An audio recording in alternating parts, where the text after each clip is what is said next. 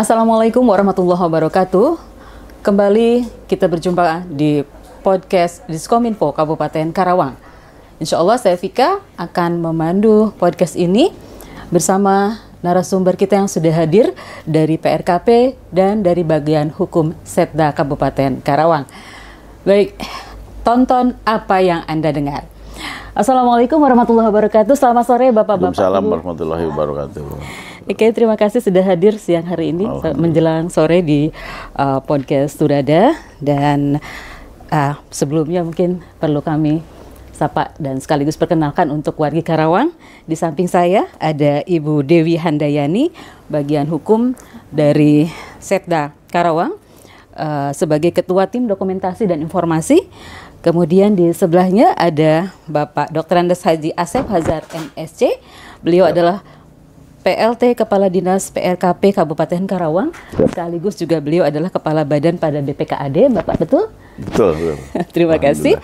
Dan di tengah-tengah kita juga ada Bapak Sapardi selaku Ketua Tim Prasarana Bidang PSU pada PRKP.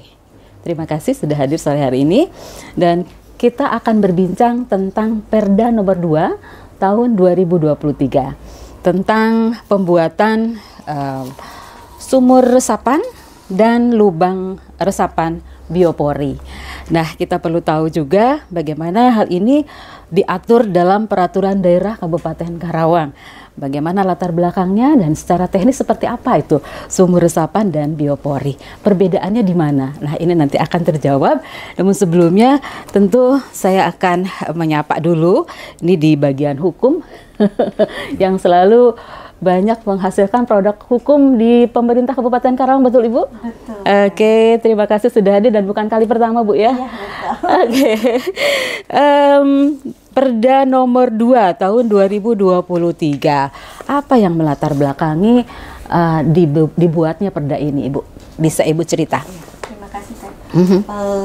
Perda 2 2023 ini merupakan perhatian dari pemerintah daerah sebagai kontribusi pemerintah daerah. Seperti kita ketahui, pembangunan di Kabupaten Karawang sudah meningkat ya, Teh. Ketika pembangunan meningkat, pasti banyak gedung-gedung kawasan, dan kemudian itu berakibat pada menutupnya permukaan tanah. Seperti kita ketahui bahwa di Kabupaten Karawang dan di Indonesia itu kan terdiri dari 2 musim, ya, Teh. Musim hujan dan juga musim kemarau. Ketika musim hujan dan kemudian permukaan tanah banyak tertutup dengan beton atau banyak bangunan, maka pasti bisa menyerapnya itu kan terhambat. Nah, itu bisa menyebabkan banjir. Nah, salah satunya untuk mencegah banjir adalah dengan membuat sumur resapan dan lubang resapan biopori. Oke, itu yang melatar belakangi ya. Betul. Baik, sebagaimana musim di Indonesia, Iya, tadi Ibu betul. sudah sebutkan ada musim kemarau, musim hujan, dan kita sudah masuk musim hujan. Di mana salah satu masalah yang sering kita hadapi adalah kebanjiran. Iya. Begitu ya Pak ya? Oke. Tentunya ini ada kaitannya ya, upaya pemerintah kabupaten untuk mengantisipasi sekaligus juga mungkin mencari solusi dari persoalan banjir yang mungkin tiap tahun bisa saja terjadi begitu ya. Ditambah dengan adanya latar belakang penyebab itu ya. Tadi perkembangan Karawang cukup pesat.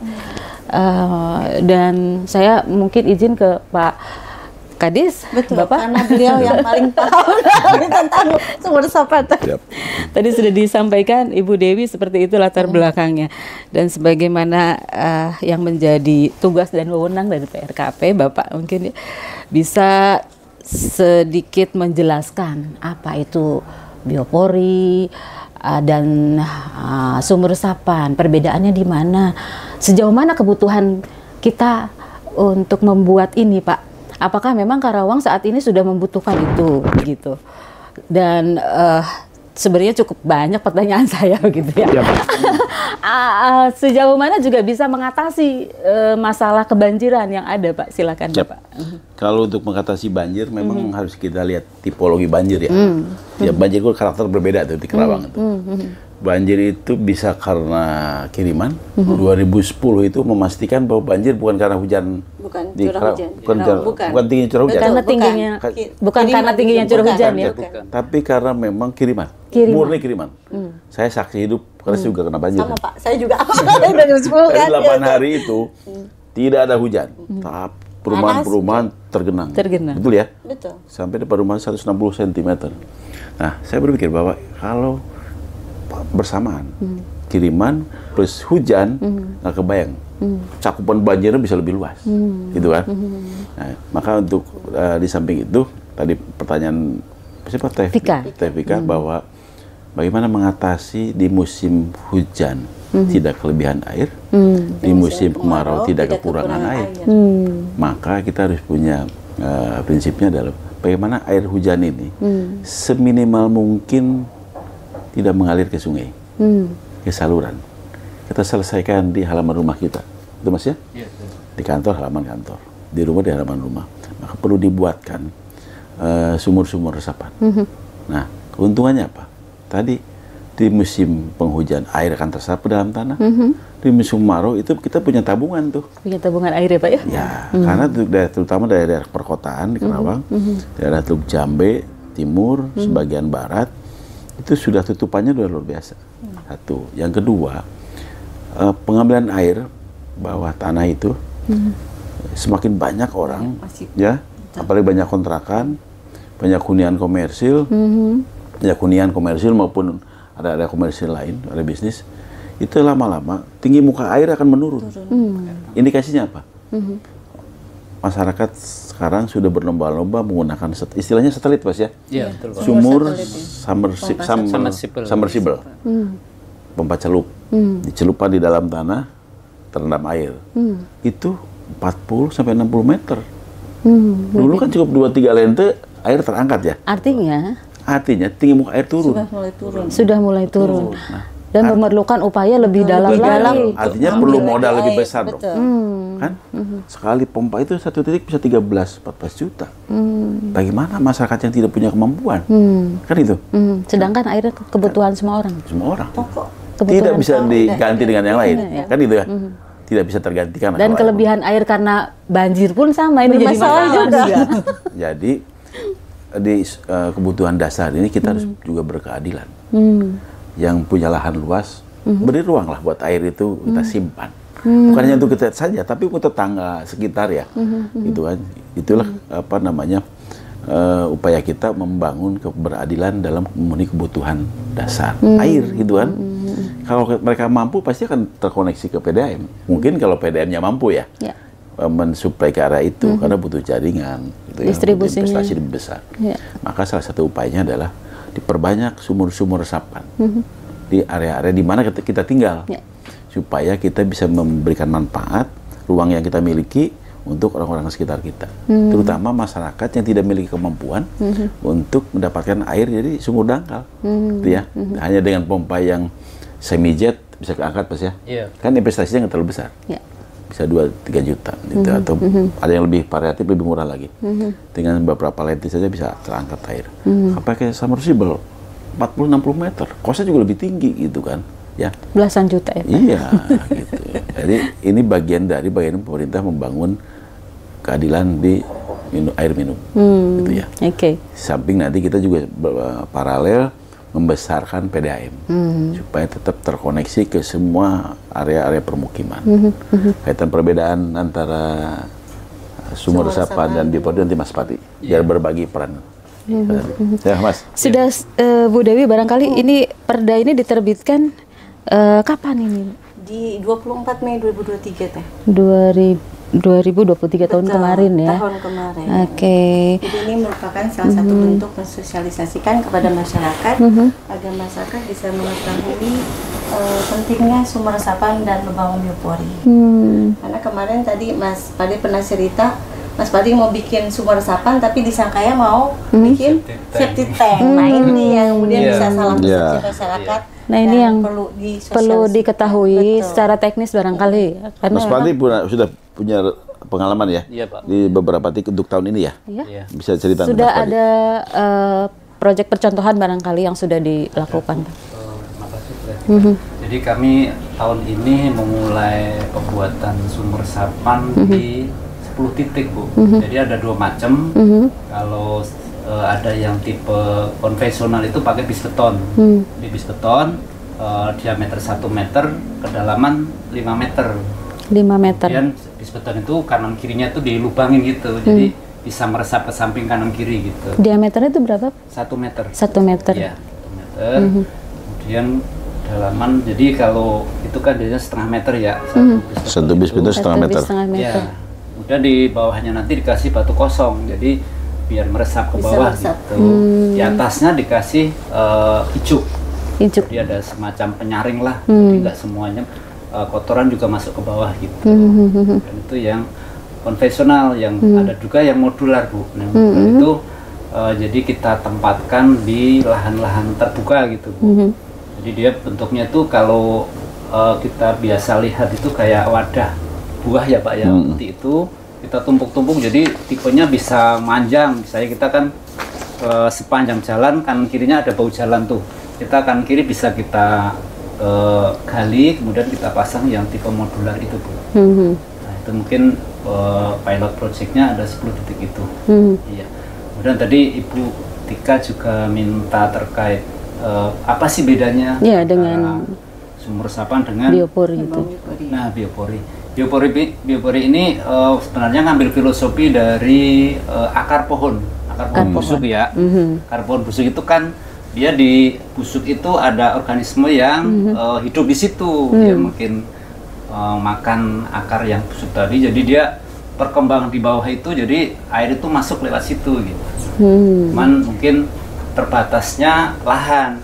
Kalau biopori kan lahannya yang sempit-sempit lah, misalnya di teras gitu. Nah, kalau untuk sumur resapan ini kita bisa di badan jalan, misalnya jalan kita buka, kemudian kita bikin lubang, kita pasang di tengah itu bisa Bu. Jadi nanti air dari saluran dari kanan kiri itu masuk ke situ. Ya, saya sempat berpikir bahwa sekarang kan Karawang ini sudah mulai padat penduduknya.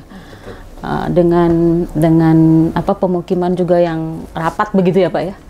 Ada yang bahkan tidak punya halaman sama sekali begitu. Ini gimana, bisa nggak bikin sumur resapan atau Tadi biopori? itu yang modular itu, yang di jalan. Yang di jalan salah satunya. Iya. Ini sebetulnya yang harus membuat sumur resapannya siapa? Kita Dinas PLKP. Cuman kita ingin membangun juga partisipasi masyarakat, swasta gitu ya. Membangun kesadaran dulu yang penting. Kan Perda juga baru terbit, Perbubnya juga akan kita susun. Yang penting masyarakat paham dulu lah. Besok lusa kita membangun, mereka sudah teredukasi. Oh tahu ini mau bikin sumur resapan gitu kan. ya. Tahu manfaatnya, tahu dampak dan pengaruhnya apa. Kalau ujuk-ujuk kita bangun nanti mereka Bingung lagi. jalan dikali-kali gitu. Gitu. Oke, apa tidak mengganggu konstruksi jalan, Pak? Enggak sih. Makanya itu kita harusnya ditampilkan juga ya jenis modular itu. Kalau imajiner memang belum nggak kebayang ya. Belum terbayang. Nanti kita share ya. Nanti kita share bentuknya seperti apa yang modular itu, sehingga bisa diinjak bukan hanya oleh orang pejalan kaki ya. Iya, betul. Tetapi juga kendaraan juga bisa. Kendaraan kelas berat sekalipun. Tergantung ini tonase kendaraannya bisa itu, sangat bisa. Dan memang ada cost di situ yang cukup. Kalau yang konvensional kan murah lah ya. Betul. Murah lah. Setengah juga selesai gitu kan. Tapi kayak modular memang ada harganya di situ. Tapi ya itu multifungsi ya Mas. Multifungsi. Dan idealnya jarak sumur resapan ke sumur resapan itu ada nggak Pak aturan berapa? Sebenarnya nggak ada.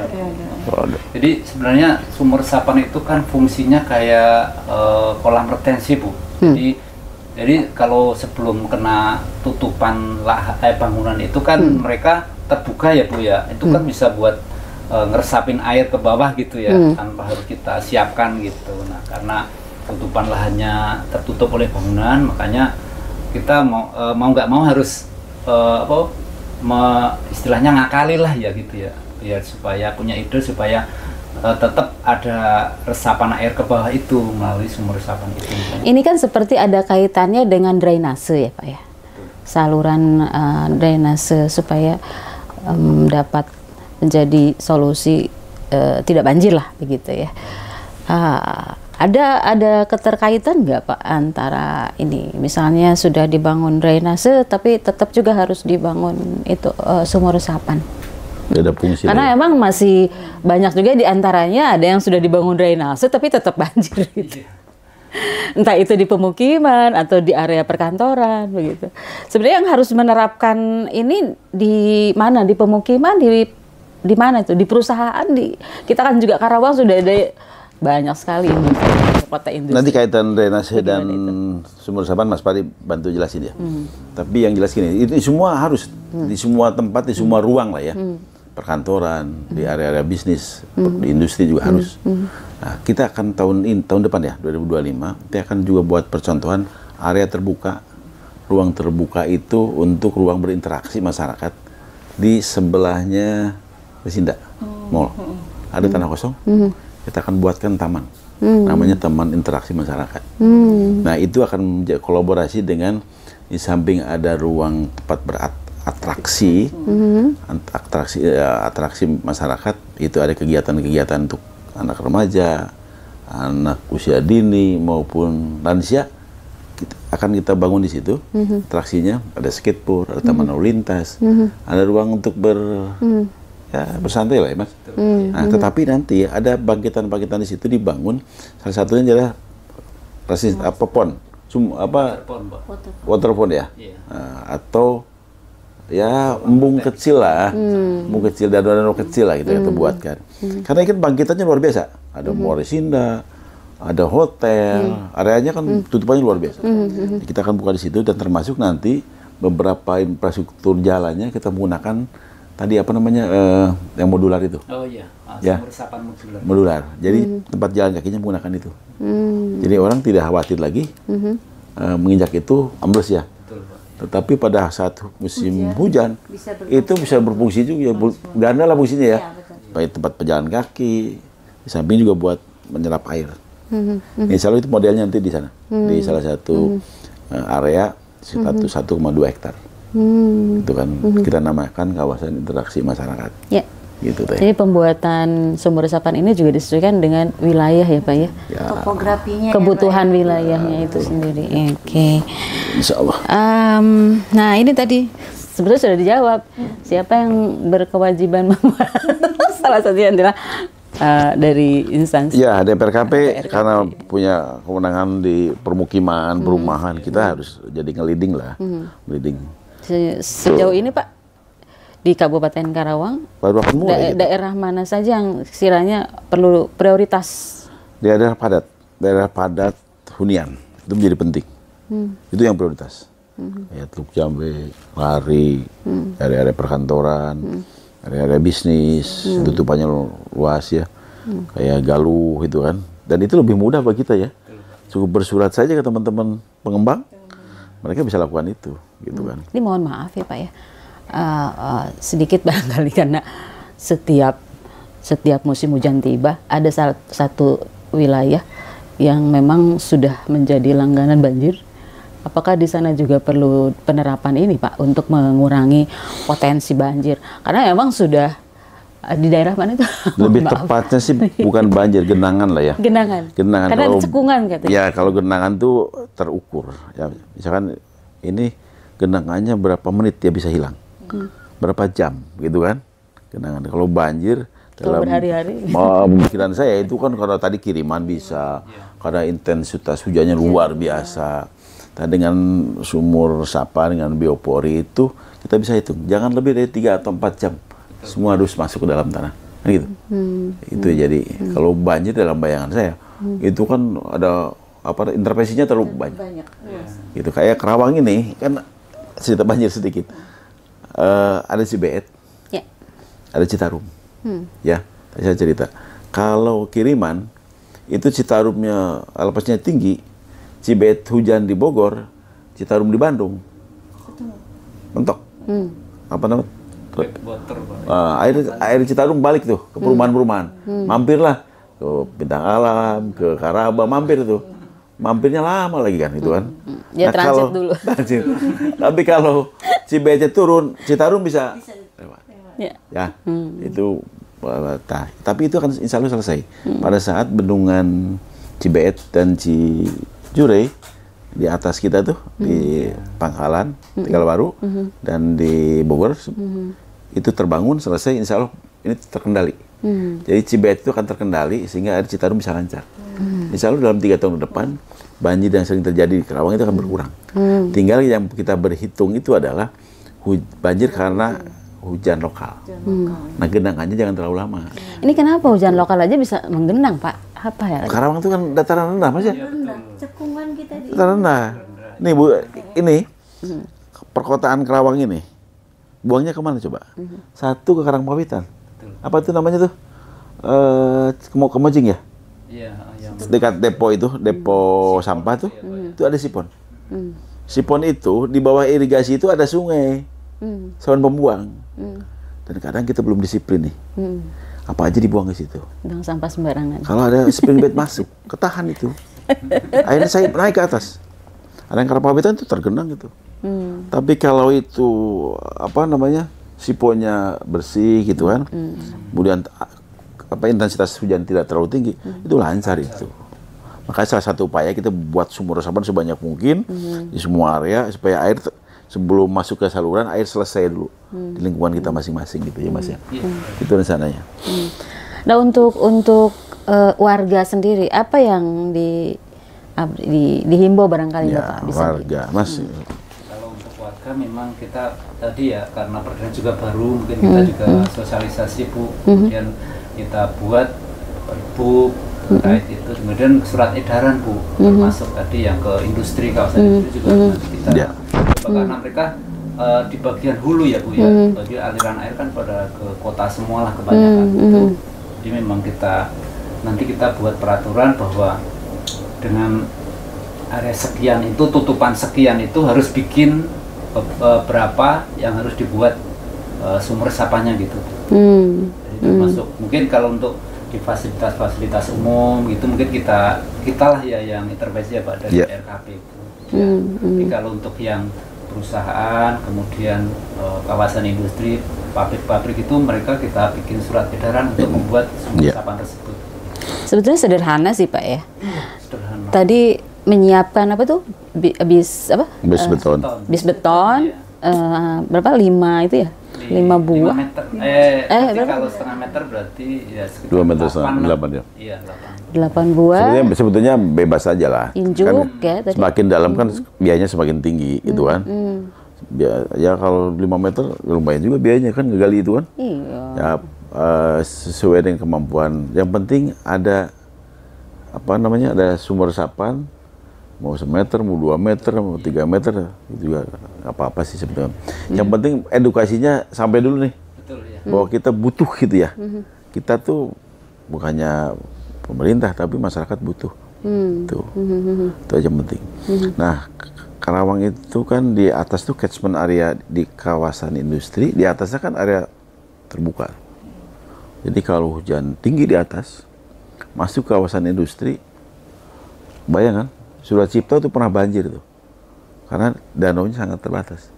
Jadi bukan hanya sumur resapan, tapi harus banyak embung yang dibangun di Karawang itu. Bukan hanya di hulu, tapi di hilir juga harus banyak. Betul Pak. Ya. Masuk di perkotaan. Di perkotaan juga harus banyak. Cuman karena ruangnya terbatas, sumur resapan salah satu opsi ya. Kalau di utara, untuk mendukung ketahanan pangan, harus dibuatkan juga embung-embung tuh, danau-danau kecil itu tersebar. Karena dalam kondisi musim kemarau, air nggak nyampe ke persawahan tengah itu, gitu kan? Meskipun air irigasi berlimpah, tapi konektivitas ke sawah yang paling tengah itu, terutama Pakis Jaya itu, pasti itu jadi persoalan. Ini persoalan. Padahal pengairan nomor 1 ya Pak ya. Jadi persoalan. Karawang kan lumbung padi gitu kan. Iya. Oke. Termasuk mungkin yang tadi Bapak sampaikan Pakis Jaya itu kan pesisir ya Bu ya. Iya. Nah, itu kan intrusi air laut itu mungkin udah sampai 5 kilo ya Bu ya. Lebih tinggi lah. Sumur gede itu kan itu jauh banget dari pantai, itu juga sudah intrusi air laut, airnya itu udah asin Bu. Makanya itu salah satu itu ya Bu, untuk menyelesaikan, membuat air itu supaya intrusi air laut nggak terlalu ke dalam, ke daratan gitu. Di beberapa lokasi Teluk Jambe Timur udah mulai asin. Di Ibu kalau ada tempat wisata di belakang Surat Cipta itu asin banget tuh. Asin tuh. Terus beberapa lokasi. Artinya kita ini punya kekhawatiran juga nih. Kita belum punya studi lah tentang itu ya. Belum pernah kita teliti. Interupsi air laut. Kalau di air banyak ditarik, kan kosong rongga. Tidak menutup kemungkinan masuk tuh. Nah makanya kita suntikan dengan sumber resapan itu. Karawang itu panasnya 30, kalau musim kemarau 34 ya, bisa 34, 35, panas tuh kan, luar biasa. Dan itu menjadi salah satu upaya kita untuk mengurangi tingkat panasnya. Suhu. Di samping tentunya penanaman pohon. Iya. Ada syarat khusus nggak Pak untuk pembuatan sumur resapan ini? Ya harus ada penguatan aja ya. Penguatan di ya kiri kanannya itu yang tadi disebutkan kan mau supaya tidak ambrol lah. Ya. Yang lebih bagus yang modular itu. Penutupnya itu seperti apa Pak? Kalau modular itu permukaannya nggak harus perkasan, tergantung lokasi ya. Kalau misalnya tadi di Bapak sampaikan kawasan interaksi tadi cuman sekedar rumput juga bisa itu, di atasnya rumput gitu. Jadi mungkin kalau modular itu kan bentuknya kotak, kemudian dibungkus pakai kayak semacam kain tekstil gitulah, diselimuti untuk biar pasir nggak masuk, tanah nggak masuk itu. Nah, di atasnya itu bisa ditanamin rumput gitu. Oke. Iya. Bisa ditanamin rumput. Jadi ada rongga lah ya, jenis rongga gitu, air tidak luasa masuk ke dalam tuh. Tidak terhambat. Siapa saja Pak yang berkewajiban membuat sumur resapan? Pihak siapa? Semua pihak lah ya. Semua pihak.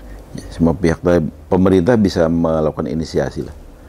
Pemerintah berinisiatif untuk mengedukasi dulu, kan gitu kan. Sebetulnya kita punya contoh lah Jakarta ya, sudah cukup sukses lah mengatasi genangan-genangan itu. Kalau kita sering buka medsos gitu kan, pasti akan paham itu pentingannya. Tapi yang karena di Karawang masih terbatas, mungkin teman-teman, ya kita punya kewajiban untuk mengedukasi. Pertama, mungkin yang punya lahan luas gitu. Oh ya harus itu mah. Ada aturan enggak Pak tercantum dalam perda itu Ibu Dewi? Ada. Di dalam pasal 6 dijelaskan bahwa ada kewajiban mana saja yang wajib untuk membuat sumur resapan dan lubang resapan biopori. Begitu ya? Iya. Sudah tertera di sana. Betul. Oke. Bahkan ada sanksinya juga, Mbak. Ada sanksinya. Iya, ketika tidak Apa itu sanksinya ketika tidak melaksanakan? Adalah bisa kurungan 2 bulan dan denda. Bisa sampai kurungan. Nanti makanya hati-hati, lihat, cek di ketentuan pasal 6 ya, mana saja yang wajib harus membuat sumur resapan. Apakah ini juga diberlakukan bagi para pengembang perumahan begitu Pak? Karena kan sekarang marak sekali pembangunan perumahan sampai ke pelosok-pelosok, ke desa-desa begitu ya, kampung-kampung. Perumahan itu punya kewajiban yang 10% itu ya? Tiap itu Pak, maaf mungkin 5.000, minimal 5.000 itu sudah punya kewajiban. 5.000 meter persegi. Di samping ada RTH yang 10% itu. Itu wajib itu RTH itu. RTH itu ruang terbuka hijau. Ya, bisa fungsi sumur resapan. Karena RTH itu kan tidak boleh ada tutupan. Jadi begitu hujan itu turun, langsung ke tanah. Nggak boleh ada tutupan lain. Gitu kan. Nah, itu kan bisa dimodifikasi dengan itu ya, modular. Oke. Mudah-mudahan ini bisa diterapkan di Karawang dengan baik. Harus Bu, untuk jadi kebutuhan. Boleh kapan Pak mulai disegerakan? Kita udah mulai kan? Sebagai uji coba nih. Sudah uji coba. Proyek 10 tempat tadi ya, ya? 10 titik 10 di perumahan. Seperti apa Pak pemantauan yang Bapak lihat? Ini mungkin dalam tahap pembangunan sih Bu. Oh, Mas, Jadi pembangunan ya. Kita nanti juga mau lihat after before-nya ya Bu ya. Jadi nanti ketika sebelum itu kan kita pilih yang titik-titik yang spot-spot genangan gitu. Nanti ketika tadi awalnya sebelum ada itu mungkin kita ada dokumentasi, kemudian setelah ada itu mungkin seperti apa gitu. Kalau lokasi kan Karawang tuh dari pantai sampai ke pegunungan ya Pak, perbukitan. Apa di lokasi perbukitan ini juga dibutuhkan Pak? Seperti halnya di mana itu? Di Pangkalan, Tegalwaru ya? Kalau Tegalwaru ya, Tegalwaru Pangkalan itu kan perbukitan kars. Perbukitan kars itu sudah otomatis dia menyerap air besar. Jadi kalau ada istilah gini, sekuyon nama Mas, kalau disiramnya sirup, itu tembusnya sirup ke bawah. Kars itu, ya. Jadi dipastikan di bawah perbukitan kars itu, pasti di bawah itu ada sungai, ada danau, ada gua, gitu kan? Itu pasti tuh. Nah, cuma nanti keluarnya mana tuh? Nah, salah satunya ke Karawang lah. Gitu kan, karena itu berada di bawahnya. Jadi menjaganya itu satu, jangan sampai kars itu, maka di aturan kita ya, di RT RW itu tidak boleh ada merubah bentangan alam. nggak boleh dipotong, gitu kan? Tetap harus utuh lah, gitu kan? Satu itu, yang kedua tanam pohon itu menjadi penting, ya. Karena itu pasti menyerap. Ya. Kita diuntungkan punya kars itu, itu kan? Ibu bisa lihat di Gunung Kidul, di mana lagi di daerah Pacitan, itu pasti di bawahnya itu banyak danau. Dan saya sudah melakukan field trip waktu itu. Untuk studi itu, field trip jalan-jalan ke dalam gua. Di atasnya gersang, sama seperti Pekalongan Loji. Kenapa ada sungai di bawah? Iya. Tapi di permukaan tuh gersang Gersang, begitu. karena kapur. Di atasnya kapur. Tumbuh tuh paling yang tumbuh jati, Iya, gitu kan. susah tumbuh tanaman. Tapi ya itu kalau hujan itu langsung masuk ke dalamnya. Dia bisa Jadi mudah menyerap air. ya mudah menyerap air. Mancing saya gila pun. Asupan sirup ya sirup ke bawahnya. Kalau Coca-Cola ya Coca-Cola ke bawahnya kan. Apa hujan-hujan itu. Jadi kayak sarang ya. Itu sarang apa ya Mas? Iya, sarang. Ya jadi masuk. Maka itu harus kita jaga itu. Iya. Makanya kita ada berapa di RT RW gitu tuh, di RT RW itu nggak boleh itu dipangkas gitu tebang, nggak boleh industri masuk ke situ. Gitu. Jadi kita sudah untuk Tegal Prapakan kita sudah punya dengan sendirinya melebihi kemampuan sumber resapan ya di sana itu, dan itu dijaga betul dengan peraturan kita. Ke Bu Dewi barangkali di Perda nomor 2 2023 ini apa saja Ibu yang diatur di sana? Tadi disebutkan salah satunya yang sudah dibahas adalah persyaratan, lokasi begitu ya. Apalagi Bu? Kalau kita lihat di PD 2023 itu ruang lingkupnya mencakup objeknya, subjeknya, sumber air mana saja yang bisa masuk ke dalam sumur resapan dan Polri.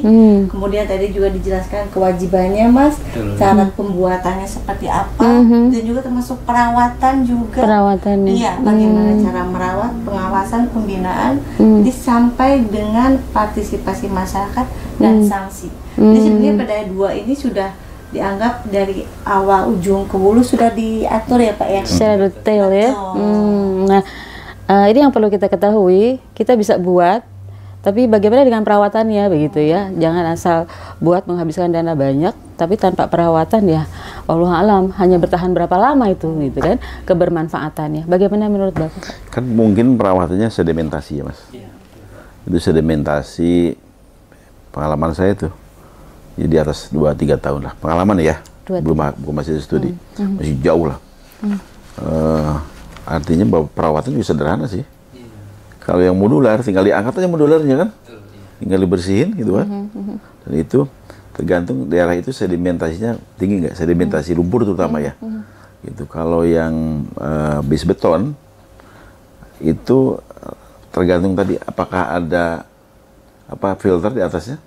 Kalau ada filter berarti lumpur relatif bisa terjaga, dibersihkan gitu kan. Jadi sebenarnya ringan lah, tergantung komitmen kita semua juga kan. Kalau kita mau berkomitmen untuk memelihara itu di lingkungan masing-masing, maksudnya gini, jangan sampai semua tergantung ke pemerintah.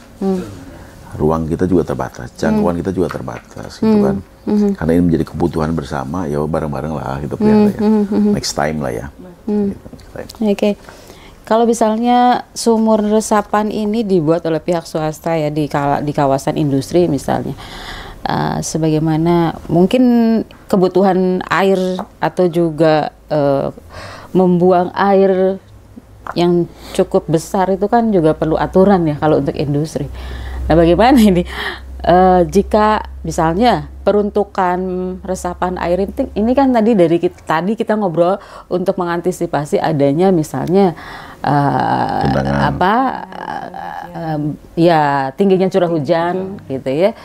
Kemudian kalau di industri misalnya ada yang curi-curi buang air limbah industri ke sumur resapan, itu gimana itu? Apa bisa dikontrol begitu Pak? Nah kalau itu kan mungkin kita libatkan mungkin yang bagian kayak LH ya, itu mereka kan punya tim monitoring dan evaluasi terkait tadi misalnya yang limbah harus diolah dulu, jadi sebelum masuk ke sumur resapan itu harus ada pengolahan dulu. Nggak boleh itu sumur resapan buat buang limbah. Nah itu dia. Buat melainkan hujan aja ya Pak. Iya, itu pelanggaran ini buat udah saya. harus Bisa sudah dipastikan tidak boleh membuang limbah air ke Masuk air rumah tangga juga nggak boleh Bu. Nah, boleh. Belum ada pengolahannya. Iya. Nah, ini tadi yang dimaksud oleh Ibu Dewi dalam Perda nomor 2, air mana saja yang boleh. Sumber air mana? Nah, itu yang boleh masuk ke sumur resapan begitu, Pak. Iya. Iya. Yang paling utama memang air hujan. Air hujan. Kan filosofinya memang mengalirkan air hujan supaya tidak mengalir ke badan saluran, misalnya ke sungai, ke drainase gitu. Jadi kita resapkan ke dalam tanah itu. Itu yang utama ya. Dan yang kayak yang tadi kayak grey water, air dari limbah rumah tangga, termasuk dari industri, harus ada pengolahnya melalui IPAL itu ya, Pak ya. Air limbah, itu baru bisa dialirkan juga ke dalam tadi sumur resapan tadi, Bu. Jadi prinsipnya seminimal mungkin air hujan itu ngalir ke sungai. Betul. Seminimal mungkin. Kalau bisa ya zero. Nol yang masuk ke saluran. Itu. Gitu ya. Prinsip itu. Itu prinsipnya sebetulnya ya. Cara baru cara kerjanya seperti itu tadi. Di mana letak sumur resapan itu harus dibuat. Oke. Dan insya Allah itu juga semua ruang-ruang publik, area-area pendidikan, sekolah-sekolah itu ya, semua harus bikin nanti. Kita edukasi dulu biar teman-teman mengerti, memahami, dan merasa butuh untuk itu. Peran masyarakat sendiri, Pak, dalam pembuatan sumur resapan dan biopori ini seperti apa? Kita ini kan saat ini sedang dalam tahap mengedukasi masyarakat. Nah, sebetulnya apa yang harus dilakukan oleh masyarakat begitu? Ya, masyarakat kan sekarang sudah informasi terbuka dari semua lini ya. Sekarang di genggaman itu, dunia itu ada di genggaman ya. Kita bisa apa saja dari situ, gitu kan? Dia bisa belajar, mengedukasi dirinya sendiri. Kita hanya memberikan stimulan saja. Oh ini sumur resapan, biar nanti cari sendiri apa yang diperlukan itu kan. Masyarakat berperan, terutama tokoh-tokoh masyarakat nih. Tidak hanya dia menyampaikan pesannya juga teman-teman yang lain, tapi mulai mengajak, menggerakkan, ya, mempengaruhi teman-teman yang lain supaya membuat sumur resapan ini. Jadi kita tidak hanya berwacana, harus action ya, action. Berwacana nggak beres-beres. Contoh, ya, mereka masyarakat yang punya kemampuan, punya kesadaran, ya itu beri contoh lah gitu kan. Itu beri contoh gitu kan. Insya Allah bisa lah. Bisa sih banyak itu. Oke, baik. Banyak sudah hal-hal yang kita perbincangkan sore ini tentang sumur resapan dan biopori, Pak. Mudah-mudahan tentunya selain menjadi tambahan wawasan juga kita dukung ya program pemerintah ini, khususnya yang di pelopori oleh EPRKP. Menyiapkan segala sesuatunya barangkali, Pak ya. Nanti bantu Kominfo ya untuk mempublikasikannya. Siapa? Oke, baik. Rasanya tuntas sudah barangkali ya, Ibu Dewi selaku bagian hukum di sini yang mengeluarkan perdanya, aturannya seperti apa, bagaimana seharusnya dan bagaimana jika ada pelanggaran begitu. Namun satu hal, jika terjadi pelanggaran bagaimana ini cara menyampaikannya? Tetap sekarang kita masih karena produknya baru terbit ya. Perbub juga baru kita mau bikin ya. Kita edukasi aja dulu ya. Edukasi itu. Nanti next time kalau sudah lengkap kita peraturan perundangannya baru kita akan lakukan sanksinya. Yang harus sekarang dilihat adalah bagaimana ketika masyarakat bisa mengetahui dan memahami dulu. Kemudian saya gimana mereka bisa dapatnya itu teh. Kadang kan mereka belum tahu nih untuk dapat perdanya itu lihatnya di mana. Ya kan? Nah itu dia. Untuk membutuhkan informasi perda itu harus di mana sih, Bu? Sebenarnya kita kan tadi Bapak bilang semua itu ada di genggaman. Kita bisa tinggal lihat websitenya aja kan. Ya. Percaya bahwa sekarang semua orang punya handphone, semua orang juga pasti punya kuota ya Pak ya. Kalau nggak wifi, jadi kalian tinggal lihat, diketik JDIH Karawang.co.id.